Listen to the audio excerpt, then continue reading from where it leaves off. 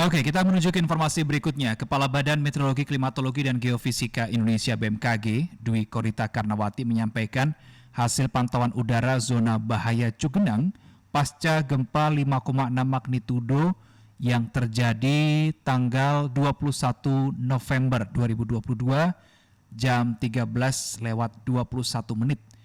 Penyebab gempa Cianjur ternyata adalah patahan baru yang sudah teridentifikasi bernama patahan Cugenang. Dwi Korita mengatakan penetapan zona patahan ini sangat settle dalam mendukung pembangunan kembali rumah-rumah yang rusak. Zona patahan yang telah teridentifikasi sebagai acuan penting mengenai pengosongan lahan. Dari hasil identifikasi BMKG, zona yang harus dikosongkan adalah sepanjang garis putus-putus tegak lurus dari Desa Nagrak sampai Desa Ciherang ke arah timur laut Cianjur, Jawa Barat, kurang lebih ini antara 300 sampai 500 meter.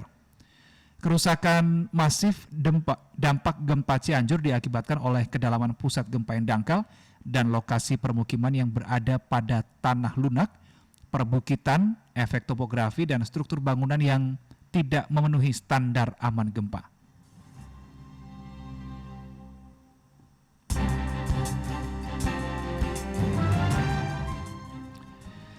Dan MJ Listener, sore hari ini saya sudah terhubung dengan Kepala Pusat Gempa Bumi dan Tsunami BMKG, Bapak Daryono. Selamat sore, Pak Daryono. Salam sehat. Ya, selamat sore, Mas. Baik. Sehat selalu, Mas. Ya, Alhamdulillah. Pak Daryono, akhirnya ya diketahui sekarang apa sebetulnya menjadi penyebab gempa Cianjur 21 November kemarin. Setelah awalnya ada dugaan sesar Cimandiri, ternyata bukan begitu ya.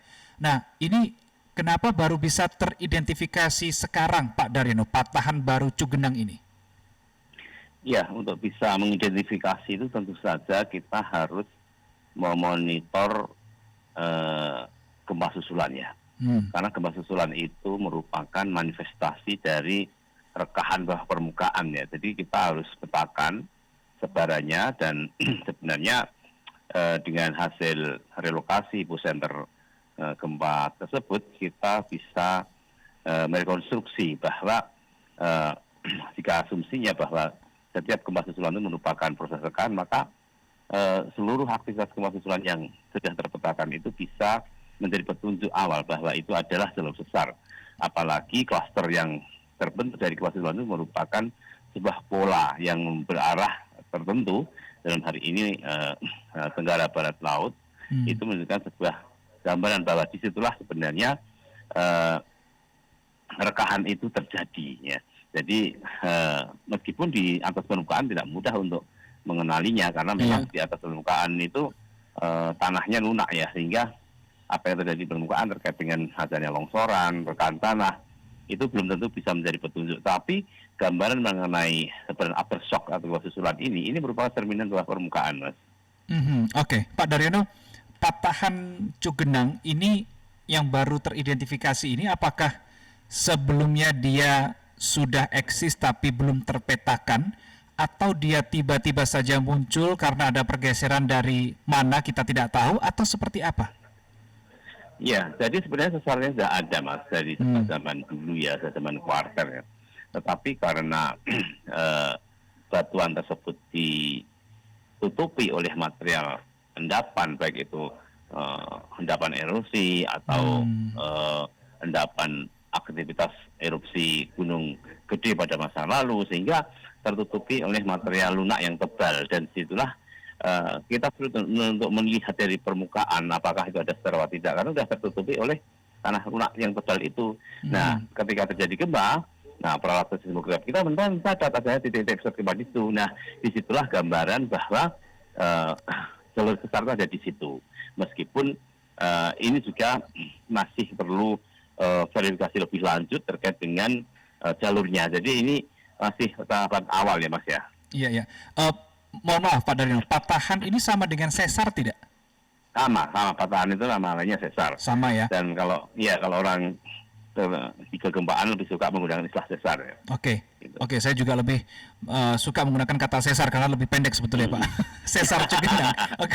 Nah, sesar Cugenang ini berdasarkan penelitian awal dari BMKG pantauan awalnya ini, dia panjangnya berapa Pak? Dan seberapa cepat pergerakan atau aktivitas dia per tahunnya? Apakah sudah terpetakan sampai sejauh itu Pak Daryono? Nah ini kan baru identifikasi awal ya Mas. Jadi kita pun baru mengidentifikasi hal ini berdasarkan data geofisika ya. Jadi kalau kita melihat magnitudonya itu 5,6 ya sekitar 8 km Mas. Dan itu model yang sudah dibuat oleh para ahli dan terkait dengan relasi antara magnitudo dan panjang sesar itu ada sekitar 8 km ini Mas. Panjangnya ya Pak ya, panjang sesar ini ya? Iya. Oke. Membentang dari arah mana ke mana, dari dari arah mana ke mana, maksudnya dari arah mata angin nih maksud saya ini juga masih akan didalami karena sekali lagi ini masih temuan awal ya. Soalnya itu lebih cenderung ke Tenggara Barat Laut ya kalau menurut mekanisme sumber gempa yang terjadi gitu Pak. Nah, pertanyaan begini Pak, kan BMKG dulu sempat mencurigai, sempat menduga kuat bahwa gempa Cianjur ini disebabkan karena sesar Cimandiri. Tapi sekarang sudah ada terbantahkan bahwa ini sebenarnya sesar Cugenang. Pertanyaan saya, seberapa dekat ini sesar Cugenang dan sesar Cimandiri Pak posisinya?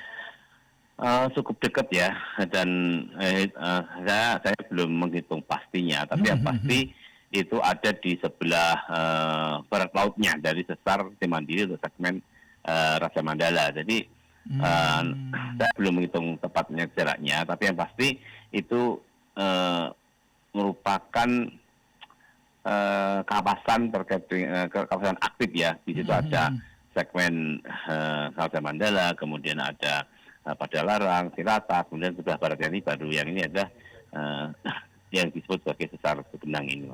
Oke, berdekatan dengan sesar Cimandiri. Tetapi apakah juga sudah terpetakan Pak bahwa sesar Cugenang ini juga ada potensi arah pergerakannya atau arah aktivitasnya ini senada atau menuju ke arah sesar Cimandiri misalkan? Karena kalau dikhawatirkan kalau pergerakannya ternyata bertemu gitu ya, bertemu satu sama lain, ini kan juga bisa terjadi gempa juga Pak.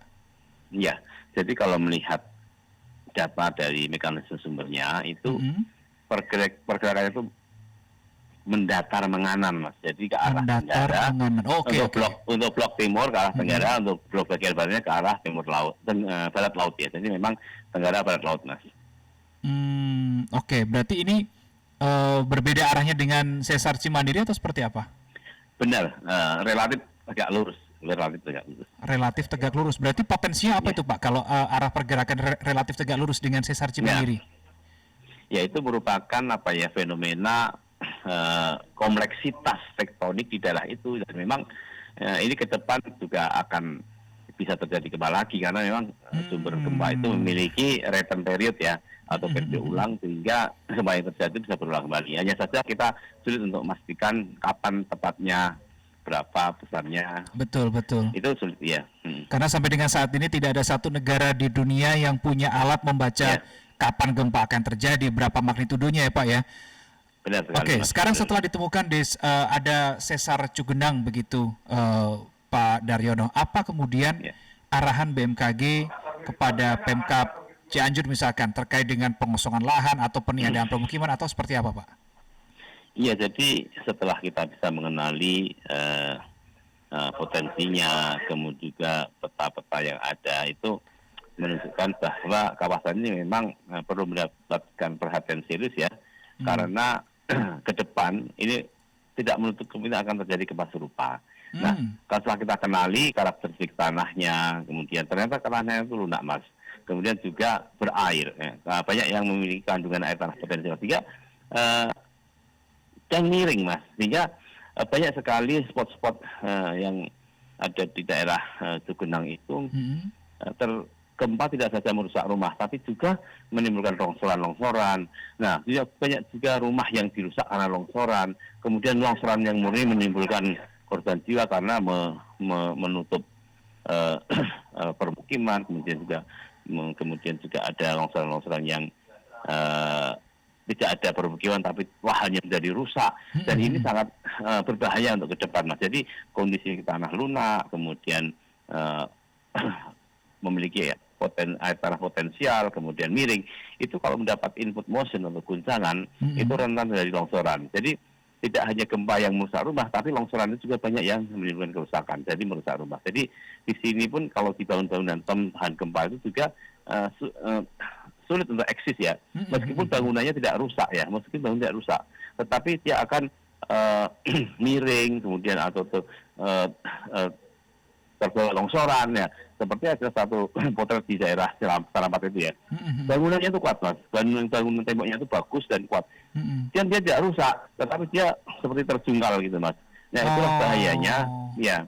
Sehingga inilah bahayanya bahwa untuk kawasan di situ itu bangunan tahan gempa pun tidak ada jaminan akan eksis gitu, karena memang tidak rusak, memang tidak pecah bangunan, tapi dia terjungkal. Karena apa? Longsoran itu yang membuat dia menjadi tidak eksis lagi, karena memang daya rusak dari longsoran itu merupakan tambahan collateral impact dari gempa yang terjadi, Mas. Oke, berarti dengan kata lain mitigasi bencana ya. Kalau kita berbicara mitigasi bencana kan termasuk pencegahannya, Pak ya. Salah satunya adalah membangun rumah tahan gempa saja tidak cukup, tetapi memastikan rumah bangunan ini berdiri di lokasi yang tepat, ini juga harus jadi kalkulasinya, Pak ya. Iya. Oke.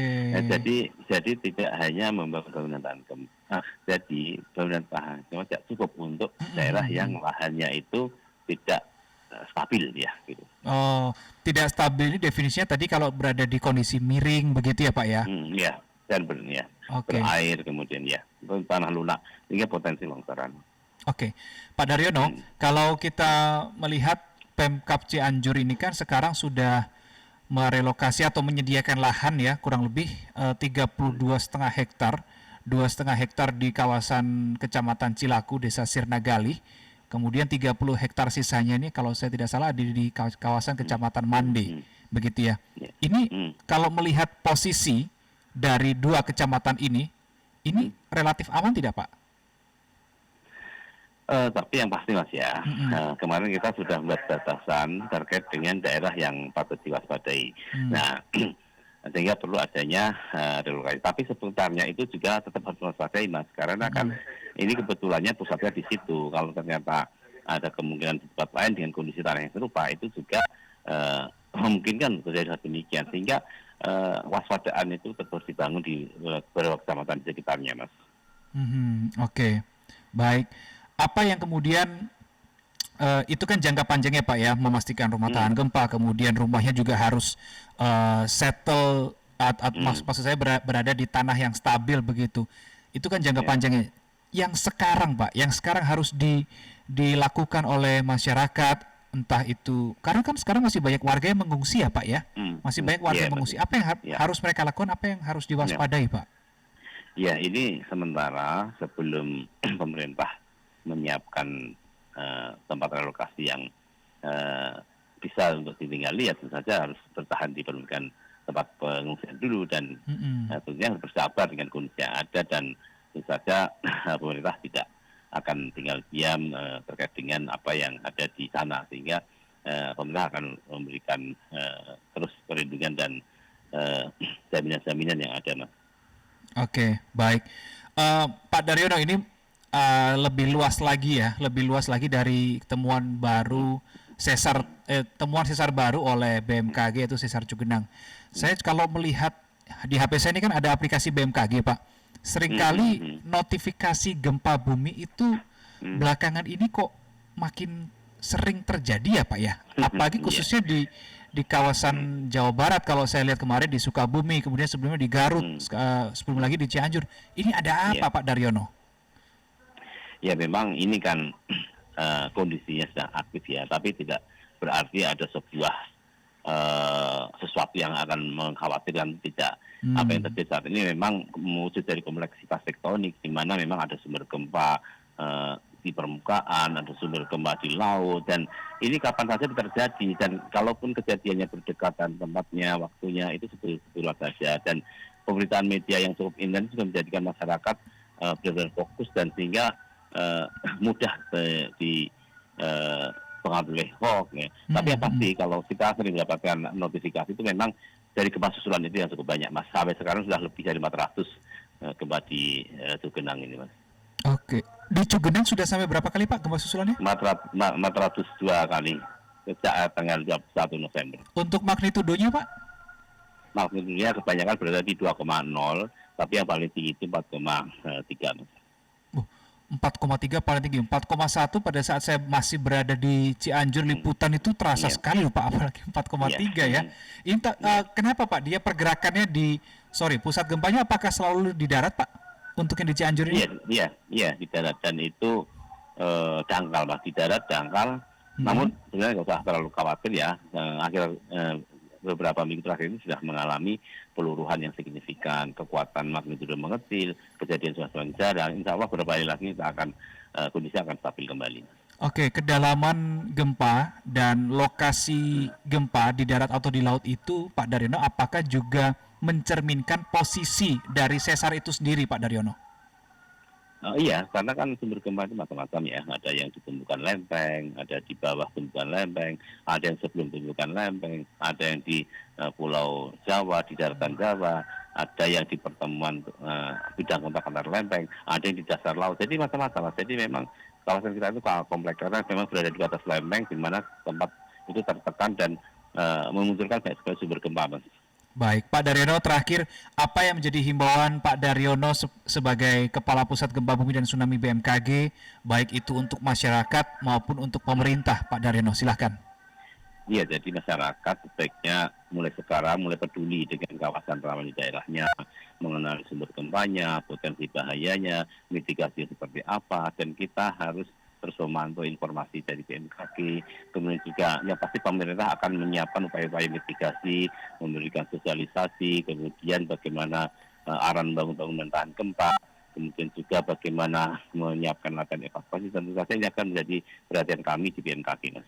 Baik, terima kasih Kepala Pusat Gempa Bumi dan Tsunami BMKG Bapak Daryono sudah bergabung bersama kami di Suara Plus 62 MG Radio Network, More Than Just News. Salam sehat Pak Daryono, selamat sore. Terima kasih.